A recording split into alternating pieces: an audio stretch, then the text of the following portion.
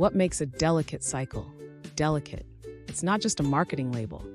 It's a cycle built specifically to care for clothes that need a softer touch, like silks, lace, or that shirt you're afraid to ruin. You know, the ones with the little label that says delicate wash only. First, cold water. It helps prevent shrinking, fading, and warping, perfect for fabrics that can't take the heat. A lot of laundromat customers think that low water means a bad wash, but lower water levels are actually better for cleaning.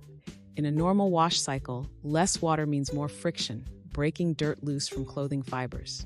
But delicate items need the opposite, more water, which means less friction. In a normal cycle, the washer spins one way for 15 seconds, pauses briefly, then spins the other way, on repeat.